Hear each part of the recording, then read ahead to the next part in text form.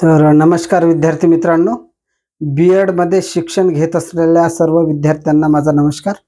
तर बी-एड अध्यापन पद्धती, बी-एडचा अभ्यासक्रम नेमका काय आहे, तर बी-एड मध्ये काय शिकवले जाते, तर कसं शिकवायचं हे शिकवले जाते। बी-एड मध्ये अध्यापन पद्धतीची तंत्रे आणि अध्यापनाची उद्दिष्टे या सर्वाबद्दल सविस्तर माहिती दिली जाते। आणि हे यापूर्वी फक्त 1 वर्षाचं सिलेबस होतं, परंतु काही वर्षापूर्वी ते वाढवून 2 वर्षाचं करण्यात आलेलं आहे। कारण विद्यार्थ्यांना चांगल्या पद्धतीनं शिकता यावं, त्यासाठी शिक्षकांना चांगलं शिकवलं गेलं पाहिजे। त्या कुठल्याही बाबीवर अध्यापन पद्धती, तंत्रे, उद्दिष्टे या बाबीची सविस्तर माहिती, त्याचबरोबर प्रॅक्टिकलचं सुद्धा सविस्तर ज्ञान त्यांना व्हावं। त्याचबरोबर त्यांना इतर म्हणजे त्या प्रशिक्षणाच्या कालावधीमध्ये बी-एड जे शिक्षण घेतात त्या कालावधीमध्ये त्यांना शाळेवर जाऊन शिकवता यावं आणि त्या शिकवण्याचा त्यांना अनुभव यावा, म्हणून याची कालमर्यादा वाढवून 1 वर्षाची 2 वर्षापर्यंत करण्यात आलेली आहे। यानंतर टप्प्याटप्प्याने, कारण आता नुकतंच बी-एड आता सुरू झालेला आहे, 16 जूनला सुरू झाला, आता 1 महिना उलटून गेलेला आहे। तर हा 1 महिना उलटून गेल्यानंतर आता यानंतर लवकरच बी-एड फर्स्ट इयरचे ॲडमिशन सुद्धा सुरू होती, प्रक्रियेला सुरुवात होईल आणि बी-एड सेकंड इयर सुरुवात सुद्धा झालेली आहे। त्या दोनही वर्षाचे सविस्तर सिलेबस म्हणजे सर्वच विषयांचा मी सिलेबसबद्दल सविस्तर माहिती आणि त्या विषयामध्ये काय काय समाविष्ट आहे या प्रमुख बाबीचं विश्लेषण या व्हिडिओमधून करणार आहोत। करिता म्हणजे जसं पहा, मुख्य विषय आहे, म्हणजे मुख्य विषय असा कुठलाच म्हणता येणार नाही का प्रत्येक विषय मुख्य, प्रत्येक विषय महत्त्वाचा असतो, असा कुठलाच विषय नाही की ज्याचं आपल्याला काम पडत नाही किंवा खूप।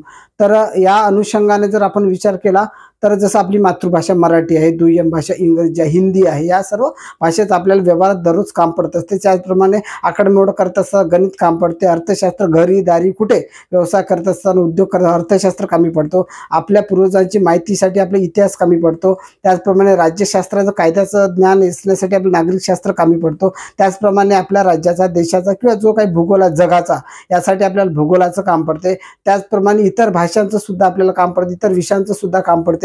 इथं मी थोडक्यात जर अजून महत्त्वाची म्हणजे काही काही विषय कंपल्सरी असतात फर्स्ट इयर आणि सेकंड इयरला सुद्धा, तर त्यामध्ये शिक्षणातील नाट्य आणि कला हा जो विषय आहे, म्हणजे शिक्षक म्हणून ते जेव्हा कार्यरत होतील तेव्हा त्यांना विद्यार्थ्यांना काय काय शिकवावं लागतं, त्याच्यामुळे त्यांना सर्वच विषय शिकवावे लागतात।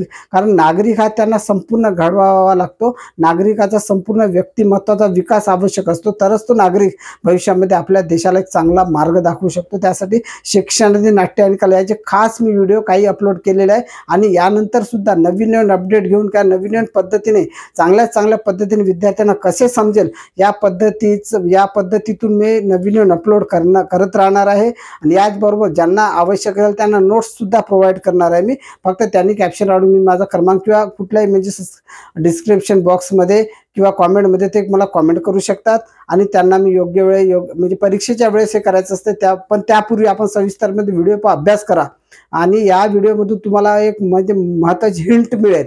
अभ्यास कसा करायचा, अभ्यास किती सोपा सुटसुटीत कशा पद्धतीने करायचा याबद्दलची हिंट मिळेल, तुमच्या डोक्याचा ताण कमी होईल, कमीत कमी अभ्यासात जास्तीत जास्त मार्क कसे कमवायचे तुम्हाला या व्हिडिओमधून समजेल। म्हणजे आपल्याला आपण तुम्ही स्मार्ट युगातले विद्यार्थी आहात, तुम्हाला स्मार्ट स्टडी करायचा आहे, स्मार्ट वर्क करायचं आहे, डॉंकी वर्क करायचं नाही आहे। कोणी किती अभ्यास केला याच्यापेक्षा कसा अभ्यास केला, किती जास्त मार्क मिळाले याला जास्त महत्त्व असते मित्रांनो। करिता आता आपण व्हिडिओ इथेच थांबू, यानंतर पाहत राहा माझं चॅनल मी आम आदमी। जय हिंद।